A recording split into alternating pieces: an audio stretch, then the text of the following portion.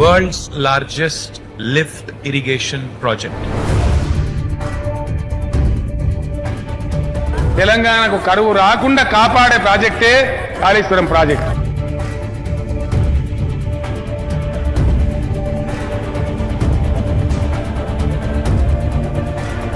దేశం మొత్తం కరువున్నా మనకిక కరువు రాదు.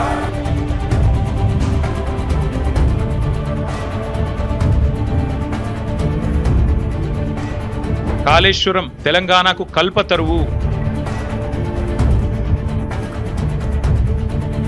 అసాధ్యమైనటువంటి పనిని ఇవాళ సుసాధ్యం చేసి ఇవాళ మన ముఖ్యమంత్రి కేసీఆర్ గారు. ముమ్మాటికి కాళేశ్వరం తెలంగాణకు వరప్రదాయినే.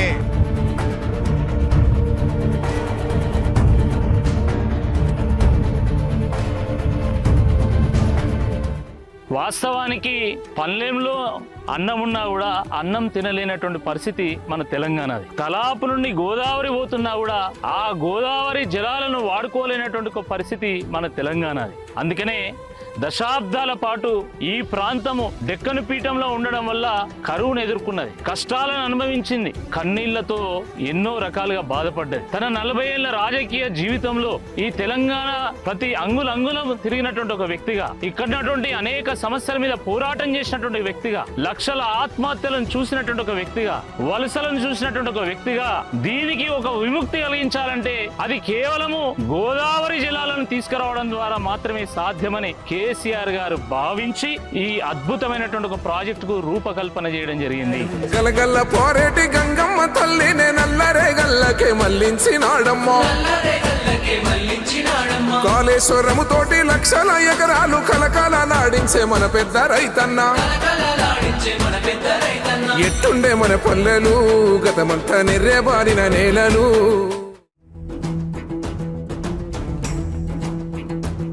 కాళేశ్వరం మీద అనేక అపోహలు సృష్టిస్తున్నటువంటి నేపథ్యంలో రాష్ట్రంలో కాళేశ్వరం మీద చర్చోపచర్చలు జరుగుతున్నటువంటి ఈ సందర్భంలో నిజంగా వాస్తవాలు ఏందో తెలుసుకునేందుకు మేము కాళేశ్వరం టూర్ చేపట్టడం జరిగింది.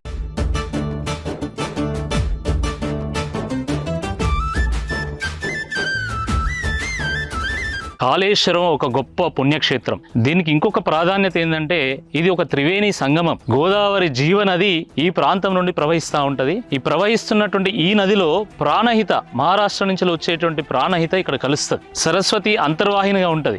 ఈ 3 నదులు కలిసి మనకు మేడిగడ్డ వైపు, అటు నుండి రాజమండ్రి, అక్కడ నుండి సముద్రంలో కలిసే వైపు ప్రయాణం చేస్తూ ఉంటాయి. ఇక్కడ నీటి లభ్యత ఎక్కువ ఉంటది. సుమారుగా 281 టీఎంసీల నీటి లభ్యత ఉంటది అని చెప్పి సిడబ్ల్యూసీ తేల్చింది. కాంగ్రెస్ వాళ్ళు చెప్పేటువంటి తుమ్మిడిహట్టి దగ్గర కేవలము 80 టీఎంసీల నీటి లభ్యత మాత్రమే ఉందని చెప్పి అదే సిడబ్ల్యూసీ చెప్పింది. నీటి లభ్యత ఎక్కువ ఉండాలంటే అది ఈ ప్రాణహిత కలిసిన తర్వాత ఇక్కడ మాత్రమే అది సాధ్యమని చెప్పి కేసీఆర్ గారు కాళేశ్వరంకు రూపకల్పన చేసింది.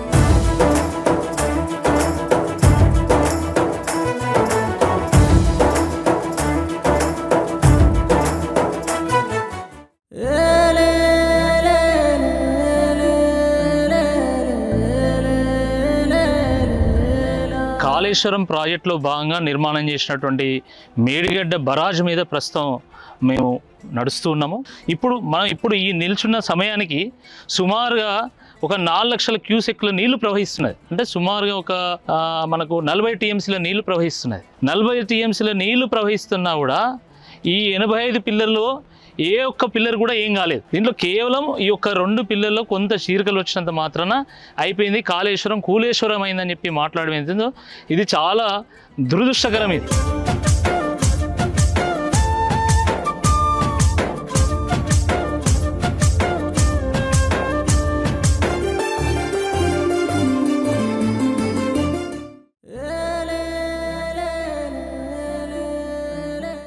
కాళేశ్వరం వద్ద గోదావరి ప్రాణహిత కలిసిన తర్వాత ఆ నీరంతా కూడా మేడిగడ్డ వైపు ప్రవహిస్తూ ఉంటుంది. మేడిగడ్డ దగ్గర లక్ష్మీ బ్యారేజ్ని కట్టడం జరిగింది.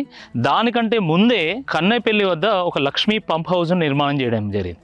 ఈ లక్ష్మీ పంప్ హౌస్లో 17 పంపులు ఉన్నాయి. ఈచ్ పంపు 2219 క్యూసెక్ల వాటర్ని డ్రా చేస్తుంది. 40 మెగావాట్ల కెపాసిటీ కలిగినటువంటి పంపు ఈచ్ పంపు. అంటే మొత్తం 17 పంపులు 680 మెగావాట్ల కెపాసిటీతో మొత్తము పర్ డే 3 TMC వాటర్ని డ్రా చేసి ఇగో ఈ పైపుల ద్వారా ఈ కాలువలో నీటిని పోస్తాయి. ఆ పోసినటువంటి నీరు కాస్త ఈ కాలువల ద్వారా మళ్ళీ అన్నారం బ్యారేజ్ దగ్గరికి వెళ్తాయి.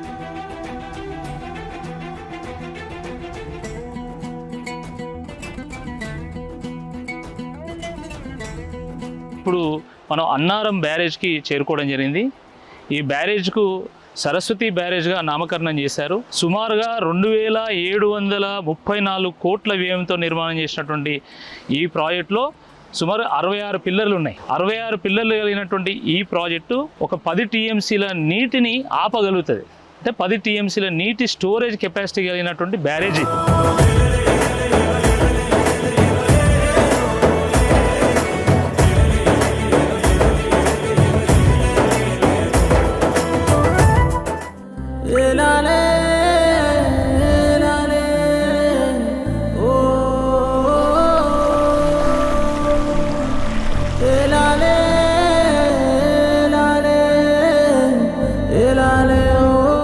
తెలంగాణకు జీవధారైనటువంటి కాళేశ్వరం ప్రాజెక్టులో భాగంగా కట్టినటువంటి 3వ బ్యారేజే ఈ సుందిల్లా పార్వతి బ్యారేజు. సుమారుగా 2000 కోట్ల రూపాయలతో కట్టినటువంటి ఈ బ్యారేజ్లో 75 పిల్లర్లు ఉన్నాయి, 13 పంపులు ఉన్నాయి. సుమారుగా ఒక 8 TMCల స్టోరేజ్ కెపాసిటీ ఉంది. అనేక పంప్ హౌజుల నుంచి నీటిని డ్రా చేసి పంట పొలాల్లో పంపించవచ్చు, కానీ వాటిని కూడా ఆన్ చేస్తలేరు.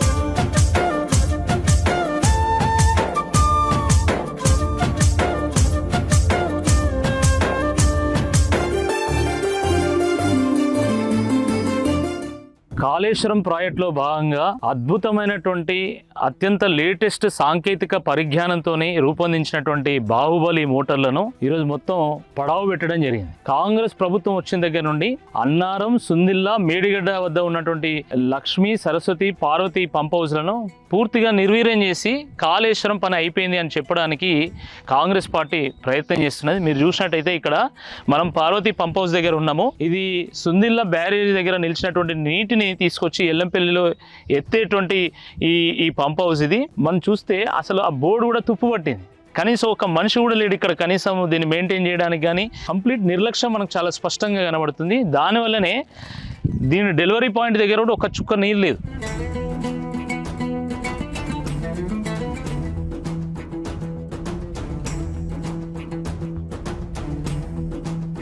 కాళేశ్వరంలో మరో కీలక కాంపోనెంట్ అయినటువంటి శ్రీపాద ఎల్లంపల్లి ప్రాజెక్టుకు మేము రావడం జరిగింది.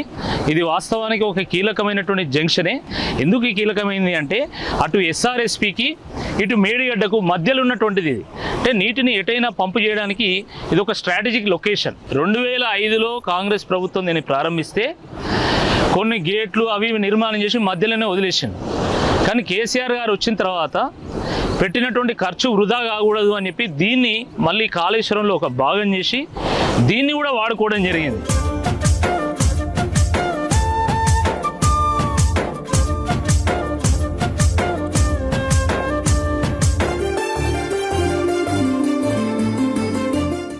కాళేశ్వరం ప్రాజెక్టును ఒక ఇంజనీరింగ్ మార్వల్ కేసీఆర్ గారు చేసిన ఈ ప్రయత్నాన్ని భగీరథ తత్వం అని చెప్పేసి అందరూ వర్ణిస్తారు.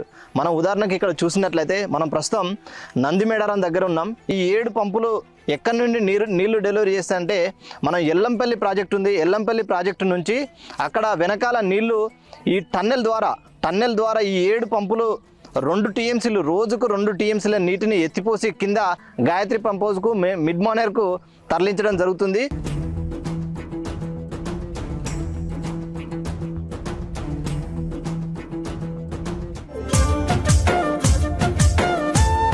కాళేశ్వరం లింక్ 2 ప్రాజెక్టులో భాగమైన గాయత్రి పంప్ హౌస్ వద్ద ఇప్పుడు మనం ఉన్నాం. ఇందులో మొత్తం 7 పంపులు ఉన్నాయి. వీటినే బాహుబలి మోటార్లు అని కూడా మనం అంటాం.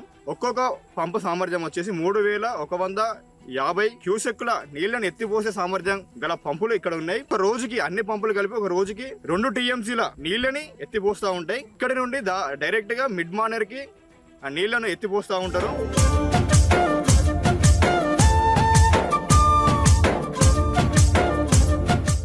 కాళేశ్వరం ప్రాజెక్టులో ఇది ఒక స్ట్రాటజిక్ లొకేషన్గా, స్ట్రాటజిక్ పాయింట్గా మనం చెప్పుకోవచ్చు. ఎందుకంటే కడెము గోదావరి జలాలను ఎల్లంపల్లి దగ్గర ఓడిసిపడతాం మనము. ప్రాణహిత గోదావరి జలాలను అటు మేడిగడ్డ, అన్నారం, సుందిల్ల దగ్గర ఒడిసిపట్టి ఎల్లంపల్లి తీసుకొచ్చి ఈ ఎల్లంపల్లి నుండి మనము Gayatri pump house, Medaram pump house, ఆ 2 పంప్ హౌస్ ద్వారా మనం ఆ నీళ్లను తీసుకొస్తాము. ఆ నీళ్లు వచ్చే పాయింట్కి ఎస్ఆర్ఎస్పి వరద కాలువ ద్వారా ఇక్కడికి ఎస్ఆర్ఎస్పి నీళ్ళు వస్తాయి. ఈ 2 కెనాల్స్ ద్వారా వచ్చేటువంటి నీళ్లు ఇవి మిడ్ మానేర్కి వెళ్ళి లోయర్ మానేర్కి వెళ్ళి వేరియస్ ఛానల్స్ ద్వారా, వేరియస్ కెనాల్స్ ద్వారా, రిజర్వాయర్స్ ద్వారా అవి తెలంగాణలో ఉన్నటువంటి పంట పొలాలకు చేరుతాయి. అయితే ఇక్కడ మనం చెప్పుకోవాల్సినటువంటి ప్రధానమైనటువంటి పాయింట్ ఏంటంటే, ఈ ఎస్ఆర్ఎస్పి ఒకవేళ ఎండాకాలంలో కానీ లేకపోతే కరువు వచ్చినప్పుడు ఎండినప్పుడు మనం ప్రాణహిత ద్వారా, అదేవిధంగా ఎల్లంపల్లి ద్వారా వచ్చేటువంటి నీళ్లను ఈ గాయత్రి పంప్ హౌస్ ద్వారా తీసుకొచ్చి మళ్ళీ ఇదే కెనాల్లో రివర్స్ పంపింగ్ రాంపూర్, రాయేశ్వర్పేట్, ముక్పాల్లో ఉన్నటువంటి పంప్ హౌస్ల ద్వారా ఆ నీళ్లను రివర్స్ పంపింగ్ ద్వారా తీసుకుపోయి ఎస్ఆర్ఎస్పిని నింపుతాము. అందుకనే కేసీఆర్ గారు నదులకు నడక నేర్పిన్లు అంటారు.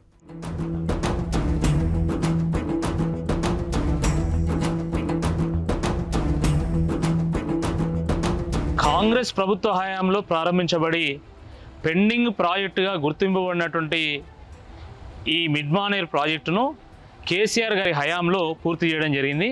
కాళేశ్వరం నుంచి వచ్చేటువంటి నీళ్లు, ఇటు ఎస్ఆర్ఎస్పి నుంచి వచ్చేటువంటి నీళ్లు ఈ రిజర్వాయర్లో ఆగి దాని తర్వాత అన్నపూర్ణ, రంగనాయక్ సాగర్, మల్లన్న సాగర్, కొండపోచమ్మ ద్వారా జంట నగరాలకు ఈ నీళ్లు చేరుతాయి.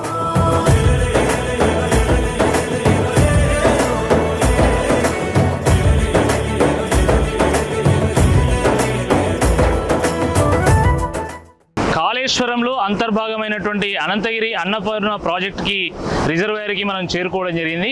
ఈ అన్నపూర్ణ రిజర్వాయర్ దగ్గర 3 పంపులు ఆన్ అయినాయి. 3 పంపులు ఆన్ అయితే సుమారుగా 9,000 క్యూసెక్కుల నీళ్లు ఇక్కడి నుంచి ప్రవహిస్తూ ఉన్నది. మరి ఈ నీళ్ళన్నీ ఎక్కడికి పోతాయి? తెలంగాణ పంట పొలాలకు పోకపోతే అవి పాకిస్తాన్ పోతానే, బంగ్లాదేశ్ పోతానయా?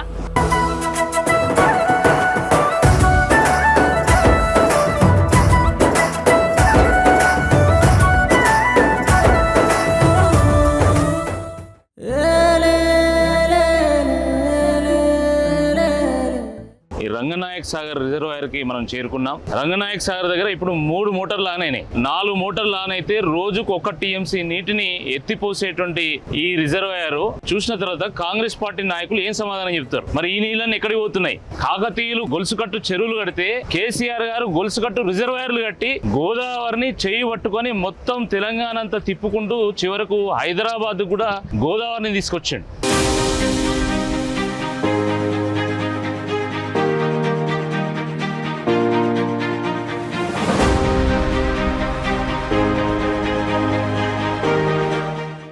మనము సిద్దిపేటకి సమీపంలో ఉన్నటువంటి రంగనాయక్ సాగర్కి చేరుకున్నాం. ఈ రంగనాయక్ సాగర్కి అనంతగిరి నుండి టన్నెల ద్వారా ఇక్కడికి నీరు చేరుతున్నది. ఆ టన్నెల్లో సుమారుగా ఒక 700 మీటర్లు ప్రయాణం చేసి ఇక్కడికి వస్తే ఈ టన్నెల్లో వచ్చినటువంటి నీళ్లు మనకు కనబడతాయి. అంటే ఎంత గొప్ప భగీరథ ప్రయత్నం మనకు అర్థమవుతుంది. గొలుసుకట్టు రిజర్వాయర్లను నిర్మాణం చేసి 550 మీటర్ల లోతున్నటువంటి గోదావరి నీటిని సిద్దిపేటకు లిఫ్ట్ చేసి పోస్తున్నారు. లిఫ్ట్ చేసి పోస్తే ఈ రంగనాయక్ సాగర్ కింద సుమారుగా 1,10,000 ఎకరాలు పంట పండుతున్నది.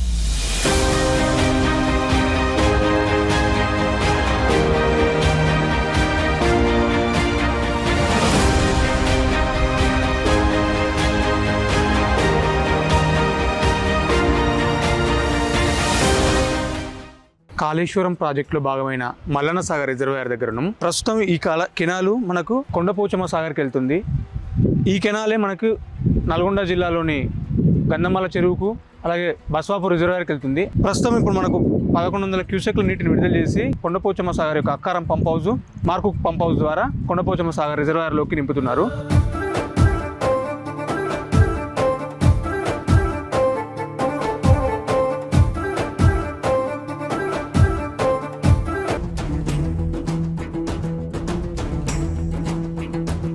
ఇప్పుడు మేము మల్లన్న సాగర్ దగ్గర ఉన్నాము. మల్లన్న సాగర్ దగ్గర ఇప్పుడు 8 పంపులు వస్తున్నాయి. ఈ మల్లన్న సాగర్ రిజర్వాయర్ 50 టీఎంసీల రిజర్వాయర్. ఇది హైదరాబాద్ నెత్తి మీద ఒక గోళం పెట్టి ఆ గోళంకు నల్ల ఇప్పితే ఎట్లయితే కింద నీళ్ళు వస్తాయో అట్లా హైదరాబాద్కు చేరే విధంగా దీన్ని అద్భుతంగా నిర్మాణం చేశాను. ఈ బీడుపడ్డ నేలను పచ్చబడేటట్టు చేస్తే, ఆత్మహత్యలను, వలసలను, ఆకలి కేకలను ఆపితే ఈరోజు కుట్రతోని కేసీఆర్ గారి మీద ఒక కమిషన్ వేసి వారిని అవమానించేటువంటి ఒక ప్రయత్నం చేస్తా ఉన్నారు. కేసీఆర్ ఇచ్చింది అయితే వాటర్ బాగానే ఉన్నది. ఇవి మల్లన్న సార్ వాటర్ కూడా ఇప్పుడు మేము అవే వాటర్ తాగుతున్నాం. మా కలెక్షన్ కూడా హైదరాబాద్ సిటీకి మా విలేజ్లకి ఇవే ఇచ్చారు. కేసీఆర్ ఉన్నప్పుడే బాగుండే. ఇది ఒక మల్లన్న సాగర్ కాదు, ఇది తెలంగాణ జన హృదయ సాగరం. మనం ఇప్పుడు కొండపోచమ్మకు చేరుకున్నాము. ఇది 15 టీఎంసీల రిజర్వాయరు. మనకు మల్లన్న సాగర్ నుంచి వచ్చేటువంటి నీటిని ఈ పంప్స్ ఎత్తిపోస్తూ ఉంటాయి ఈ రిజర్వాయర్లకి. గోదావరి నీళ్లు ఎట్టి పరిస్థితుల్లో ఈ ప్రాంతాన్ని తీసుకురావాలనేటటువంటి తపనతోనే నిర్మాణం చేసినటువంటి ఒక రిజర్వాయర్ ఇది. ఈ రిజర్వాయర్ల వల్ల కేవలం పంట పొలాలు మాత్రమే సస్యశ్యామలం కావడం లేదు, ఇక్కడ ఉన్నటువంటి జీవరాశులకు, ఎడ్లకు కానీ గొర్రెలకు కానీ వాటికి కూడా నీరు అందిస్తున్నది. ఇక్కడ ఉన్నటువంటి మత్స్యకారులు బతుకుతున్నారు. కాళేశ్వరం కూలింది, కాళేశ్వరం కూలింది కాబట్టి ఇప్పుడు కేసీఆర్ మీద కేసు పెట్టాలని ఆయన రోజు లొల్లి పెడతాను. ఇప్పుడు అవే కదా నీళ్ళు వచ్చేటి, మరి కాళేశ్వరం నీళ్ళే కదా వచ్చేటి. కాళేశ్వరం ఏనా మరి ఎక్కడి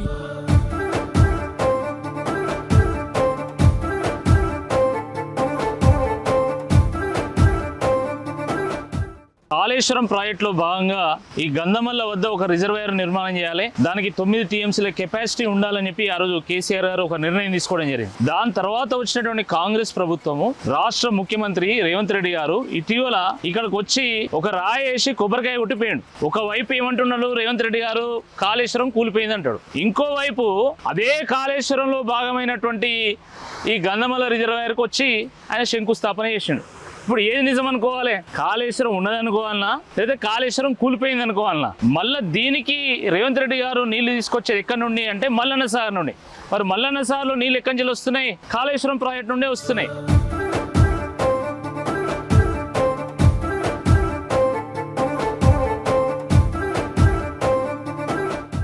గోదావరి జలాలను చేయి పట్టుకొని నడిపించుకుంటూ వచ్చిన కేసీఆర్ గారు చివరకు బస్వాపూర్లో ఒక రిజర్వాయర్ కడితే ఈ బస్వాపూర్ నుండి ఈ ఆలేరు భువనగిరిలో ఉన్నటువంటి ఈ కరువు ప్రాంతం అంతా కూడా సస్యశ్యామలం అవుతుందని వారు భావించి ఇక్కడ ఒక రిజర్వాయర్ను నిర్మాణం చేయడం జరిగింది. వారు కాళేశ్వరం కడుతూ ఇక్కడికి వచ్చేలోపు వారి టర్మ్ ఎండ్ అయింది. కానీ ఇక్కడ కొంచెం ల్యాండ్ ఎక్విజిషన్ ఉంది, ఆ ల్యాండ్ ఎక్విజిషన్ పూర్తి చేయాలి. అదేవిధంగా ఈ నీళ్లను పంట పొలాలకు తరలించడానికి కావాల్సినటువంటి చిన్న కెనాల్స్ నిర్మాణం చేయాలి, డిస్ట్రిబ్యూటరీ కెనాల్స్ నిర్మాణం చేయాలి. ఎంత దురదృష్టం అంటే ఇంత పెద్ద కాళేశ్వరంను 5 ఏళ్ల రికార్డు సమయంలో కేసీఆర్ గారు పూర్తి చేస్తే ఈ చిన్న కాలువలు ఆయంత కొన్ని ఎకరాల ల్యాండ్ ఎక్విజిషన్ కూడా కాంగ్రెస్ పార్టీ వాళ్ళు 2 ఏళ్ళైనా ఇప్పటికి పూర్తి చేయలేదు.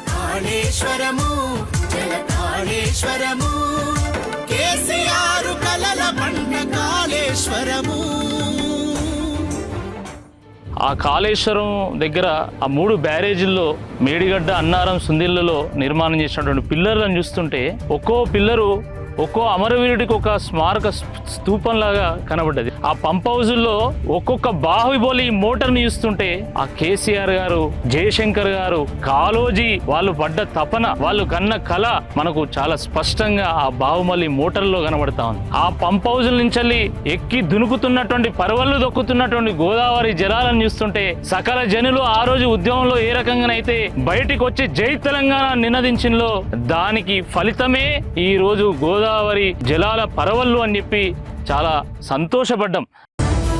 80,000 కోట్లు పెట్టి కాళేశ్వరం ప్రాజెక్ట్ కడితే ఎప్పుడో తీరిపోయింది దాని బాకీ. పంటలు పండేది ఒక్కొక్కసారి పండితే 3 కోట్ల టన్నులు పడుతున్నాయి. ఉసుకమన్నట్టే పండుతుంది పంట. మీరందరూ కూడా చూస్తాను. నేను హెలికాప్టర్ మీద అక్కడ కళాల సమయంలో ఎక్కడ చూసినా కానీ ఆ టార్పాలిన్ పేపర్లు, వడ్డ కుప్పలు, డాంబర్ రోడ్లు అన్నీ ఆక్రమించేస్తారు. సగం డాంబర్ రోడ్డే ఉంటుంది మనం పోవడానికి. అంత బ్రహ్మాండ పంట పండుతుంది. దాన్ని చూసి చాలా సంతోషం అనిపిస్తుంది, గుండెలు ఉప్పొంగుతాయి. ఈ దీనికోసమే తెలంగాణ తెచ్చుకున్నాము అనే ఒక సిస్టమ్. ఆ ముక్తీశ్వరుడి ఆలయం వద్ద ప్రారంభించినటువంటి మా టూరు 3 రోజుల తర్వాత ఈ బస్వాపూర్ రిజర్వాయర్ దగ్గర ఎండ్ అయింది. మాతో పాటు Ramu is an irrigation subject expert, tour మొత్తం గైడ్ చేయడం జరిగింది. నాతో పాటు ఎప్పుడు ఉండేటువంటి మా పురుషోత్తం, అఖిల్ రెడ్డి, వీళ్ళిద్దరు కూడా మనం గమనించినటువంటి అంశాలను ఏ విధంగా విశ్లేషణ చేసి ప్రజల ముందు పెట్టాలి అనే దాంట్లో అద్భుతమైనటువంటి ఒక ప్రయత్నం చేశారు మా విశ్వ. ఈ టీంలో ఉన్నటువంటి మరొక కీలక వ్యక్తి ఈ మొత్తం కాళేశ్వరం ప్రాజెక్ట్ ని 3 రోజుల్లో అద్భుతంగా తన కెమెరాలో బంధించి కొన్ని మెయిన్ బిట్స్ మన ముందు పెట్టేటువంటి ఒక ప్రయత్నం చేశారు. అదేవిధంగా మా పవన్ చూసినటువంటి అంశాలన్నింటినీ కూడా అప్డేట్స్ రూపంలో ఎప్పటికప్పుడు ఫేస్బుక్ లో కానీ, ట్విట్టర్లో కానీ, ఇన్స్టాలో కానీ పెట్టి అందరికీ అందించేటువంటి ఒక ప్రయత్నం చేసిండ్రు. ఈ అందరి యొక్క స్టడీ టూరు నిజంగా తెలంగాణ ప్రజలకు ఉపయోగపడాలని, మా టూరు విజయవంతం కావడానికి దానికి ప్రోత్సాహం అందించినటువంటి మన రామన్న గారికి, అదేవిధంగా హరీష్ రావు గారికి, అదేవిధంగా వివిధ ప్రాంతాలు మేము తిరుగుతున్నప్పుడు మాకు సహకారం అందించినటువంటి మా బీఆర్ఎస్ పార్టీ నాయకులకు, కార్యకర్తలకు, వేరే పార్టీ కార్యకర్తలు కూడా మాకు సహకారం అందించారు. వాళ్ళకు కూడా అందరికీ ప్రత్యేక ధన్యవాదాలు. జై తెలంగాణ.